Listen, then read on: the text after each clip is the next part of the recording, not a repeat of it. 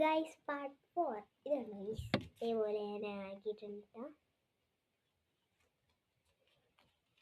ഈ പറഞ്ഞു വന്ന ഈ ഭാഗത്തിൽ നമുക്കൊന്ന് ഗ്ലൂ ആക്കി കൊടുത്താൽ മതി കേട്ടോ. അങ്ങനെ ഞാനും വിചാരിക്കുന്നത് പെയിൻറ് ചെയ്യണം ഗൈസ്. നടുവിന് ഇനി ഒരു പണിയായി. ഇത് പക്ഷെ കാണാൻ ഭംഗിയുള്ളത് കൊണ്ട് മാത്രം കേട്ടോ. കാണാൻ ഭംഗിയില്ലെങ്കിൽ ആരാണോ ചെയ്ത വീഡിയോ ഇത് ശരിയാക്കുന്നു അല്ല. പിന്നെ ചേച്ചിമാർക്ക് എന്ത് സിമ്പിളത് ഉണ്ടാക്കാൻ. ഇവിടെ മനുഷ്യന്മാർ കഷ്ടപ്പെടുക. ഇങ്ങനത്തെ വീഡിയോസ് ഇടുമ്പോൾ ശ്രദ്ധിച്ച് ഇടുന്നുണ്ടോ കൈ. കാണാൻ ഭംഗിയായിരിക്കണം പക്ഷേ സിമ്പിളായിരിക്കണം. സിമ്പിളാണെന്ന് വിചാരിച്ചിട്ടാണ് ഓടിച്ചാടി കയറി ചെയ്തത്. പക്ഷേ ടെററായിപ്പോയി. സിമ്പിൾ കുറച്ചും കൂടി പോയി തോന്നുന്നു. ഇതേപോലെ ഇങ്ങനെ ചപ്പിളി പോലെ ചേച്ചിമാർക്കൊക്കെ കറക്റ്റായിട്ട് വരും കേട്ടോ. നമുക്ക് എന്താണോ പറ്റിയത്. ഇത് മുറിയാൻ പറ്റൂലടേ. എങ്ങനെ മുറിക്കും ഞാൻ? ഓക്കെ, അങ്ങനെ നമുക്കിനി ഒന്ന് പെയിൻറ് ചെയ്ത് എടുത്തുകൊണ്ട് വരാം. കഴിഞ്ഞാണെങ്കിൽ ഞാൻ ഇതുപോലൊരു ഇത്ര ആക്കിയിട്ടുള്ളൂ. കഷ്ടപ്പെട്ടാക്കി. ഇനി നോക്കാം. ഗൈസ് നീണ്ട് ഞാൻ അങ്ങനെ അവസാനം ഇതൊന്ന് ബ്ലാക്ക് പെയിൻറ് അടിച്ചു കേട്ടോ.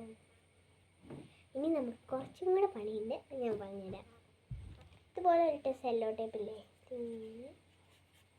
ഇങ്ങനെ വളച്ച് ഇങ്ങനെ എൻ്റെ മേത്ത് മൊത്തം പെയിൻറ് ഇങ്ങനെ വളയ്ക്കണം കേട്ടോ.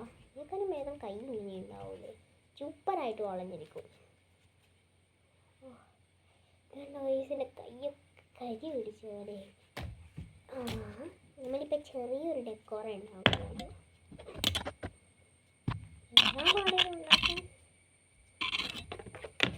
യൂട്യൂബിൽ സെർച്ച് ചെയ്ത് കിട്ടും.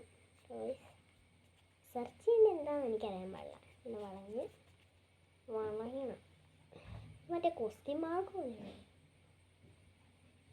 ഇത് നമുക്കിങ്ങനെ ഹാങ് ചെയ്തിടാൻ പറ്റും എവിടെയെങ്കിലും ഇങ്ങനെ. ഇങ്ങനെ സൂപ്പറായിട്ടുണ്ട്.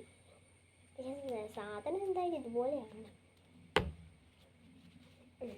കുറച്ചും കൂടെ പെയിൻ്റ് അടിക്കാനുണ്ട്. ഇന്ന് പെയിൻ്റ് അടിച്ച് ഞാൻ പെയിൻ്റ് അടി മാത്രമേ നടക്കുകയുള്ളൂ, വേറെ ഒന്നും നടക്കില്ല.